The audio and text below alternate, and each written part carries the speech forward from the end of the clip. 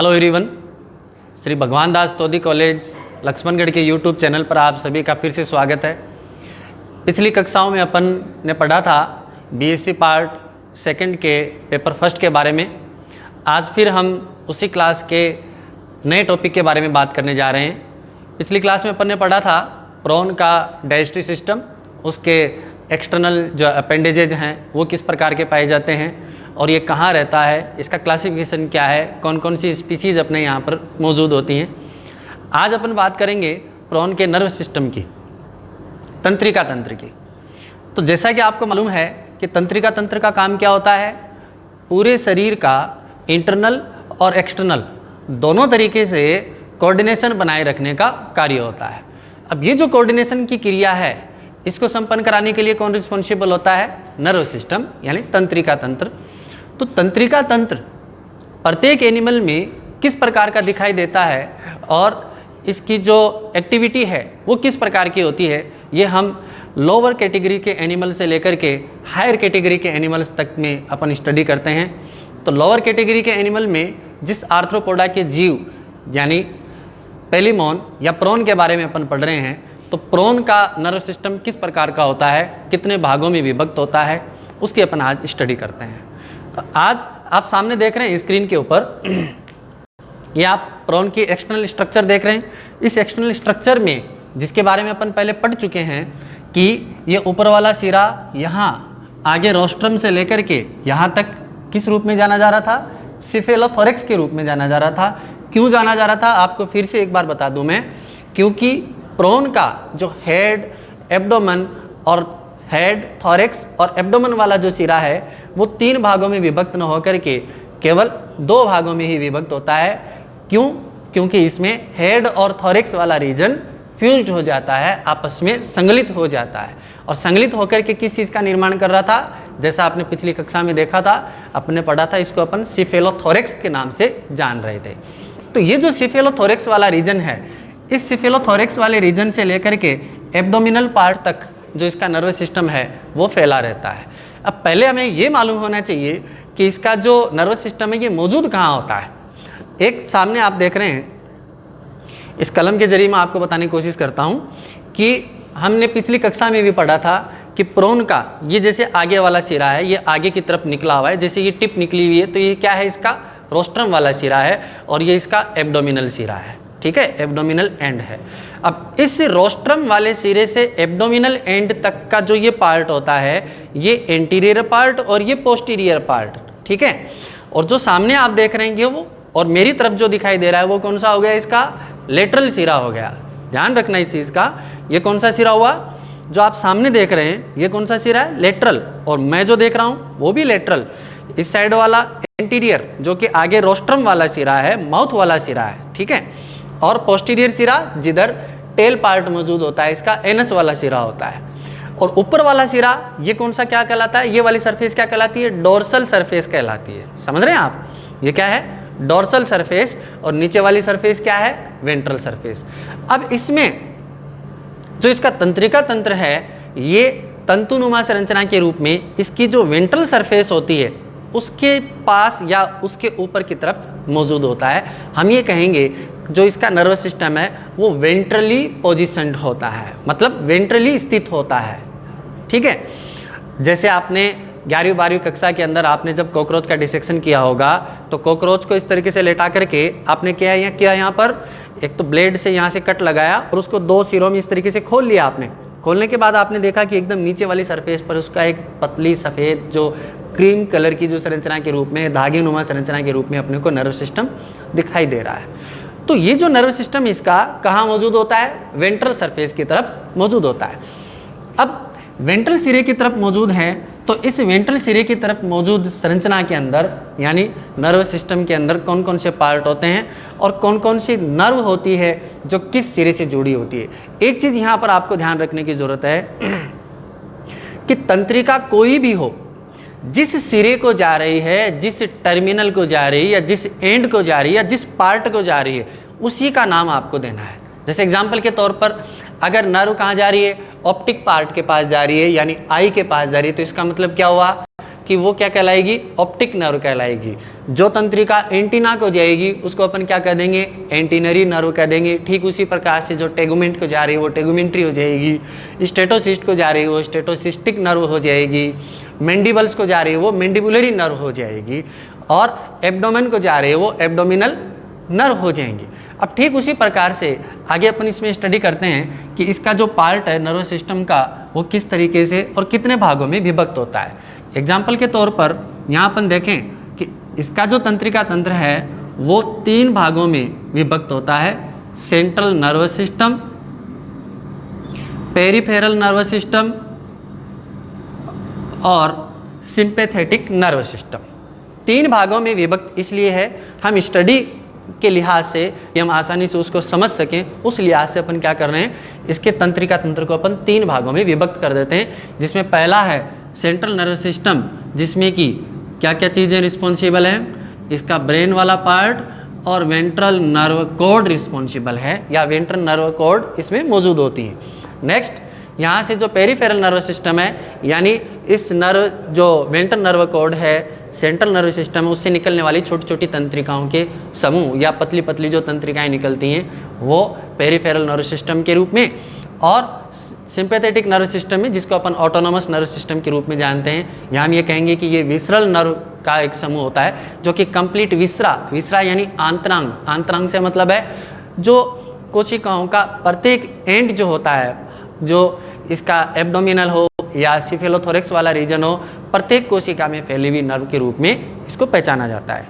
तो यहाँ अपन बात करेंगे कि इसका नर्व सिस्टम किस रूप में अवस्थित होता है। तो आप देख रहे हैं सामने जो सेफेलोथोरेक्स वाला पार्ट है, यहाँ पर जैसे ये नीचे की तरफ यहाँ पर माउथ मौजूद है, इसका जो क्लेफ्ट इसमें मौजूद थी, दरार मौजूद थी माउथ वाली, उसके जस्ट ऊपर की तरफ यहाँ पर क्या होता है, एक बाइलोब्ड स्ट्रक्चर के रूप में हमें क्या दिखाई देता है, इसका ब्रेन दिखाई देता है।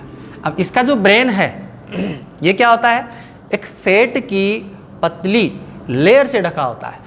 हम ये कहेंगे इसके ब्रेन वाले पार्ट के ऊपर की तरफ एक पतली फैटी लेयर मौजूद होती है। अब ये संरचना जब आप इसमें खोल करके देखेंगे तो आपको छोटे से पिंड नुमा स्ट्रक्चर के रूप में आपको दिखाई देगी।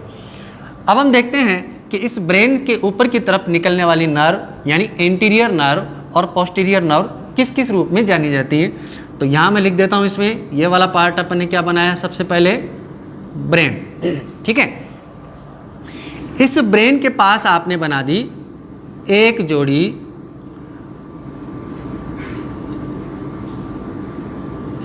ऑप्टिकल नर्व से जुड़ी हुई इसकी जो कंपाउंड आई मौजूद होती है।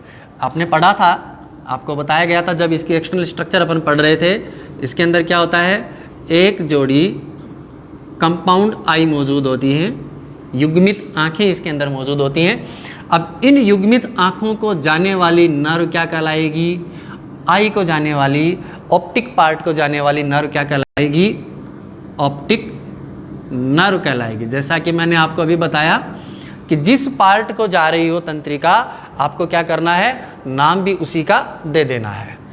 अब ये जो ऑप्टिक नर्व है, इसके ऊपर से निकलने वाली एक जोड़ी तंत्रिका कहाँ चली जाती है, ऊपर की तरफ चली जाती है।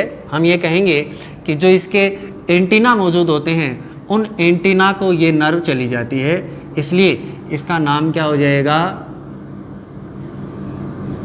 एंटीनरी नर्व हो जाएगा, ठीक है। यहां से निकलने वाली एक जोड़ी जो तंत्रिका है ये अंदर वाली एंटीनरी हो गई। यहां से निकलने वाली एक जोड़ी तंत्रिका किसको जाती है, स्टेटोसिस्ट को जाती है। स्टेटोसिस्ट संतुलन पुटिका जिसको अपन कहते हैं, इसका काम क्या है, प्रोन के अंदर बैलेंस बनाए रखना। स्टेटोसिस्ट की संरचना को अपन आगे स्टडी करेंगे। उसके अंदर क्या है, एक चूने जैसा पदार्थ या बॉल भरी रहती है। ये ठीक वैसी संरचना है जैसे आपने देखा होगा, एक गुब्बारा आपने लिया, उसके अंदर पानी भरा, उसमें एक कंकर डाल दिया, जब आप उसको हिलाएंगे तो जहाँ जहाँ वो कंकर टकराएगा आपको एक महसूस होगा, फील होगा कि वो कंकर किस दिशा में टकरा रहा है। ठीक उसी प्रकार से चूने जैसा इसमें पदार्थ भरा रहता है और ये स्टेटोसिस्ट जो संरचना होती है वो क्या करती है, इस प्रोन के अंदर बैलेंस बनाए रखने में रिस्पॉन्सिबल होती है। तो एक जोड़ी तंत्रिका कहाँ चली जाती है, स्टेटोसिस्ट को चली जाती है, इसलिए इसका नाम क्या हो जाएगा, स्टेटोसिस्टिक नर्व हो जाएगा। ठीक है, यहां से कंपाउंड आई के नीचे की जो संरचना है उससे निकलने वाली एक जोड़ी तंत्रिकाओं का ये समूह जो होता है वो कहाँ चला जाता है, एंटीना को ऊपर वाली नर्व गई है और ये वाला पार्ट किसको चला जाएगा, एंटीन्यूल्स को चला जाएगा। एंटीनरी और एंटीन्यूलरी नर्व। आपको पहले बताया था मैंने कि जब अपन ने इसके अपेंडेजेज पढ़ रहे थे अपन, तो आपको मैंने बताया था कि इसमें एंटीना का क्या रोल होता है और एंटीन्यूल का क्या रोल होता है। ठीक है, ये दोनों संरचनाएं ऐसी हैं जो कि क्या करती हैं, टेक्टाइल नेचर की होती हैं और सेंसरी नेचर की होती हैं और बैलेंस बनाए रखने में रिस्पॉन्सिबल होती हैं। तो बैलेंस बनाए रखने वाली संरचना और टेक्टाइल नेचर वाली या सेंसरी जो नर्व हैं उनको एक एक जोड़ी तंत्रिकाओं का समूह चला जाता है। अब यहाँ से नीचे की तरफ एक जोड़ी और तंत्रिका निकलती है जो कहाँ जाती है, आपने पढ़ा था जब अपन ने डाइजेस्टिव सिस्टम इसके बारे में जब स्टडी की थी तो आपने देखा था जो इसकी इसोफेगस वाली संरचना है उसके नीचे की तरफ एक जोड़ी क्या मौजूद थी, लेब्रम मौजूद थी, ओस्ट मौजूद थे या लेबियल पेल्प मौजूद थे। तीनों में से कोई भी नाम आप लिख सकते हैं इसमें। लेबियल पेल्प को जा रही हैं, लेब्रम को जा रही हैं, इसको आप यहाँ पर क्या दे सकते हैं नाम, टेगुमेंट भी नाम दे सकते हैं। हम ये कहेंगे कि ये जो नर्व है वो क्या कहलाएगी,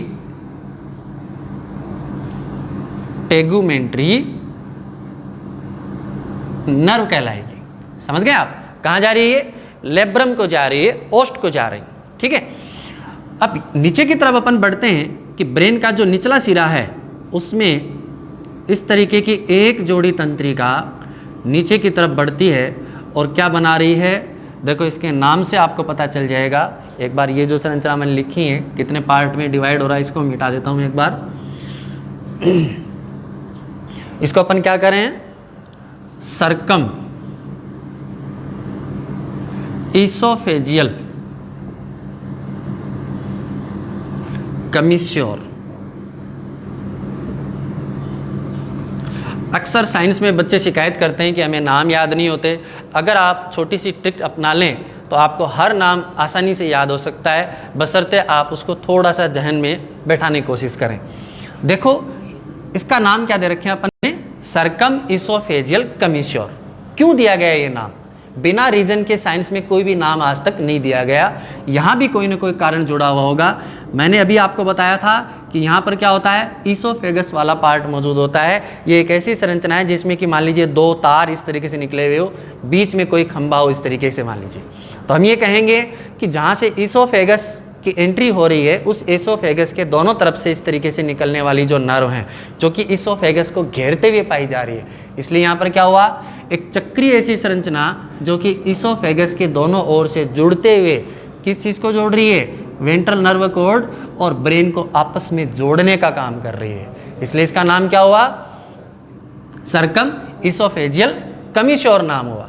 ठीक है, अब ये जो सर्कम इसोफेजियल कमिश्योर है इसके अंदर की तरफ यानी ब्रेन के ठीक पीछे की तरफ से निकलने वाली एक जो तंत्रिका का समूह है वो क्या होता है, विसरल नर्व के रूप में पाया जाता है। विसरल का मतलब होता है कि यहाँ जितने भी विसरा हैं जो कि इस सिफेलोथोरेक्स वाले पार्ट से जुड़े हुए हैं उनको जाने वाली तंत्रिकाओं का समूह यहाँ पर किस नाम से जाना जाएगा, विसरल नर्व के नाम से जाना जाएगा। अब ये जो विसरल नर्व हैं ये भी क्या होती है, आगे की तरफ बढ़ते हुए छोटे छोटे टुकड़ों में टूट करके कंप्लीट या छोटे छोटे भाग में विभक्त होकर के कंप्लीट विसरल क्षेत्र को घेर लेती है। अब ये जो यहाँ पर आप देख रहे हैं छोटी छोटी ये जो घुंडी नुमा जो संरचना आप देख रहे हैं वो क्या है, यहाँ पर गैंग्लियन के नाम से जानी जा रही है। नर्व सिस्टम की जब भी आप स्टडी करें एक नाम आपको अक्सर सुनने में मिलेगा, गैंग्लियन। गैंग्लियन क्या होता है आपको पहले ये समझने की जरूरत है।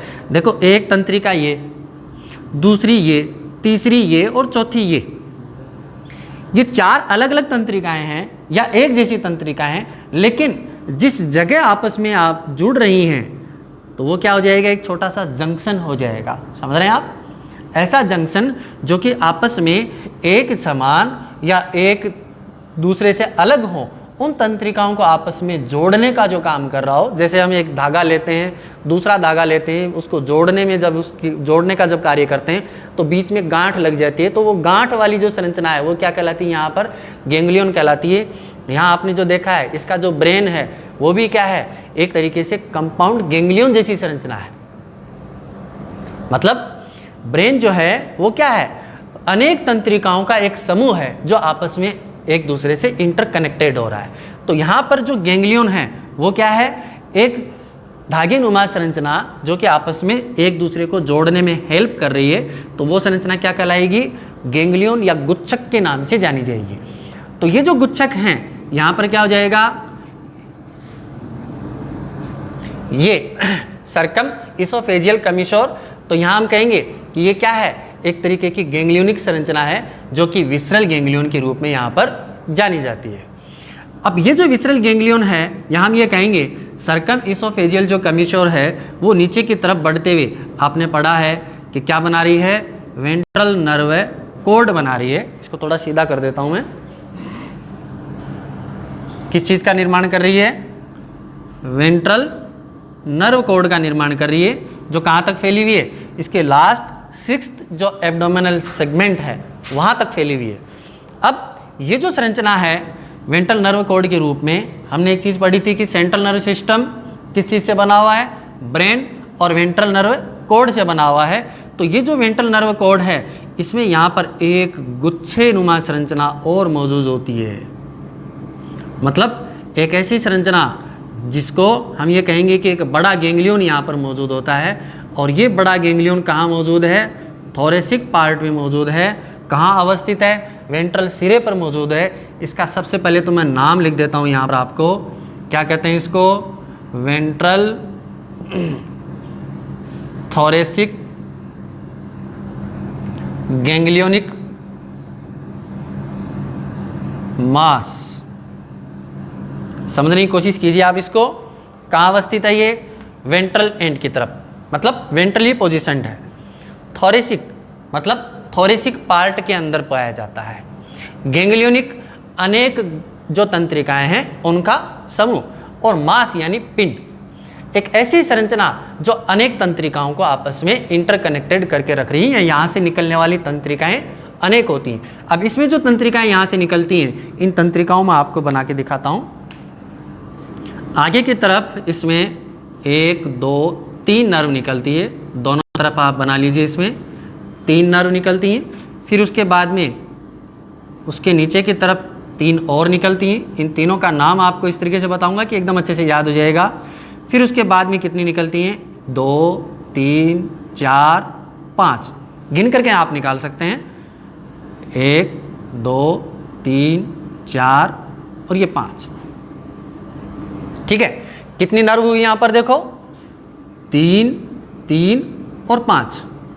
अब ये जो ऊपर वाली जो नर्व है ये क्या है, किस चीज़ को जा रही है, किस चीज़ से जुड़ी होती है, मैंडिबल्स से जुड़ी होती है, इसलिए इसका नाम क्या हो जाएगा, मैंडिबुलरी नर्व हो जाएगा। समझ गए आप बात। नेक्स्ट जो तंत्रिका है वो कहाँ जा रही है, मैग्जिला को जा रही है, इसलिए इसका नाम क्या हो जाएगा, मैग्जिलरी नर्व हो जाएगा। तीसरी जो तंत्रिका है वो कहाँ जा रही है, मैग्जिल्यूला को जा रही है, इसलिए इसका नाम क्या हो जाएगा, मैग्जिल्यूलरी नर्व। समझ में आ रहा है इस तरीके से कि हमने शुरुआत में आपको एक चीज़ बताई थी कि जो तंत्रिका जिस पार्ट को जा रही है आपको क्या करना है, नाम उसी के अकॉर्डिंग दे देना है। मतलब मैंडिबल को जाने वाली, मैग्जिला को जाने वाली और मैग्जिल्यूला को जाने वाली, इन सब पार्ट को जाने वाली नर्व का नाम उसी के अकॉर्डिंग दे दिया जाता है। आगे वाली जो 3 ये जो जोड़ी नर्व हैं ये क्या होती है, मैग्जिलिपीड को जाती है, इसलिए इसका नाम क्या हो जाएगा, यहाँ पर आप इसको इस तरीके से लिखें, नर्व टू मैग्जिलिपीड, नर्व टू मैग्जिलिपीड। ठीक है, मैग्जिलिपीड को जा रही है। लास्ट वाली 5 कहाँ जा रही हैं, सेफेलोथोरैक्स में पीछे की तरफ क्या चीज मौजूद थी, 5 जोड़ी टांगे मौजूद थी इसके अंदर, इसलिए क्या हो जाएगा, इसको आप इस तरीके से लिख सकते हैं, नर्व टू 5 वॉकिंग लेग्स, जिसके बारे में अपन ने पढ़ा था, कंप्लीट इसकी स्टडी की थी अपन ने। 5 जोड़ी इसके अंदर टांगे मौजूद होती हैं। आगे अपन बढ़ते हैं। ये देखो जो वेंट्रल थोरेसिक गैंग्लियोनिक मास बनाया है, इसमें एक छोटी सी संरचना इस तरीके की मौजूद होती है। यहाँ पर एक छोटा सा अपर्चर मौजूद होता है। इस अपर्चर की कहानी आपको समझ में आएगी जब अपन इसका सर्कुलेटरी सिस्टम पढ़ेंगे। यहाँ पर आपको केवल इतना बताया जाता है एक बार कि एक अपर्चर यहाँ पर मौजूद होता है। उस अपर्चर को अपन क्या कहते हैं, अपर्चर मतलब छिद्र ऑफ एक्सटर्नल आर्टरी। एक बार मैं आपको बता देता हूं कि ये क्या काम कर रही है। एक्सटर्नल आर्टरी मतलब हार्ट से निकल करके वो आर्टरी जो कि स्टर्नम को जाती है। स्टर्नम इसका नीचे वाला पार्ट, समझ रहे हैं आप, जो कि कहाँ मौजूद है, वेंट्रली पोजीशनड है। वहां पर स्टर्नम को जाने वाली क्या कहलाएगी, एक्सटर्नल आर्टरी कहलाएगी। और ये जो एक्सटर्नल आर्टरी है किस जगह से होकर के निकल रही है, वेंट्रल थोरेसिक गैंग्लियोनिक मास के बीच से होकर के निकल रही है। समझ में आई? इसलिए इसको नाम अपन क्या दे देते हैं, अपर्चर टू या अपर्चर ऑफ एक्सटर्नल आर्टरी। नीचे की तरफ अपन बढ़ते हैं एब्डोमिनल सेगमेंट की तरफ। तो जो सेगमेंट है, मतलब जितने सेगमेंट हैं, 1 2 3 4 5 और ये 6, इसके अंदर कितने सेगमेंट होते हैं, एब्डोमिनल सेगमेंट 6 सेगमेंट होते हैं। और प्रत्येक सेगमेंट से निकलने वाली नर्व जो है वो क्या होती है, एब्डोमेन को चली जाती है। यहाँ पर भी आप क्या करेंगे, इस तरीके से 3-3 जोड़ी नर्व यहाँ से निकाल दीजिए।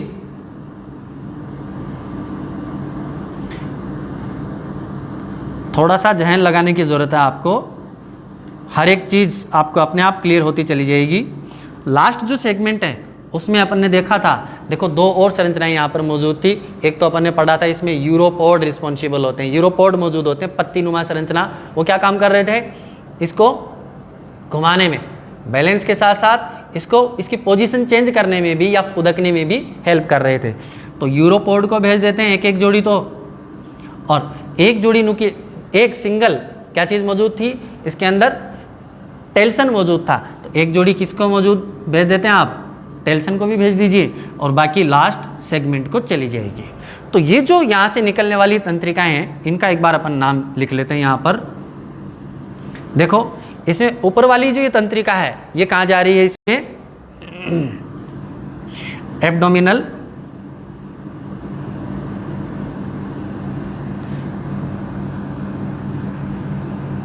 सेगमेंट्स को जा रही है।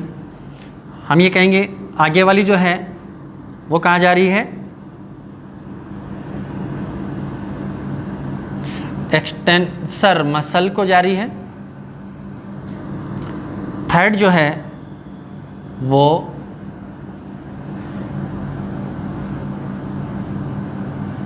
फ्लेक्सर मसल को जा रही है। समझ रहे हैं आप?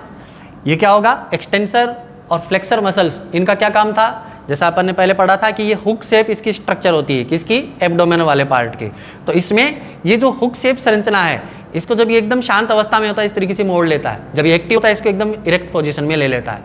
तो ये जो इसका ये पोजीशन चेंज करने वाली जो इसकी जो हरकतें हैं, उनके लिए कौन रिस्पॉन्सिबल है, एक्सटेंसर और फ्लेक्सर मसल्स यहाँ पर रिस्पॉन्सिबल हैं। ये पहले से लेकर के यहाँ पर आप इस तरीके से लिख सकते हैं, यहाँ पर 1 to 6th एब्डोमिनल गैंग्लियन। अब इसका नाम एब्डोमिनल क्यों दिया, क्योंकि ये कहाँ मौजूद है, एब्डोमेन के अंदर मौजूद हैं। और लास्ट इसमें आप जैसा अपन ने पढ़ा था, यहाँ पर किस चीज़ को भेज देंगे, नर्व टू यूरोपोड।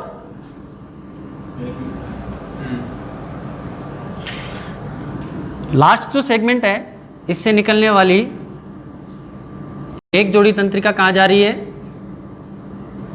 नर्व टू यूरोपोड्स, और एक जोड़ी कहाँ जा रही है, नर्व टू टेल्सन। ठीक इसी तरीके से यहाँ से निकलने वाली एक एक जोड़ी तंत्रिका जो है वो कहाँ चली जाती है, प्लियोपोड को चली जाती है। प्लियोपोड इसमें क्या काम कर रहे थे, पतवार के रूप में काम कर रहे थे, स्विमर्स के रूप में ये काम कर रहे थे। हमने पढ़ा ये इसमें जब ये तैरने में प्लियोपोड की मदद लेता है। ठीक है, तो ये जो कंप्लीट स्ट्रक्चर है ये आपने पढ़ी, इसको मैंने समझाने की कोशिश की आपको कि ये जो नर्व सिस्टम है इसका वो किस तरीके का इसके अंदर मौजूद होता है। आशा करता हूँ ये आपको वीडियो पसंद आएगा।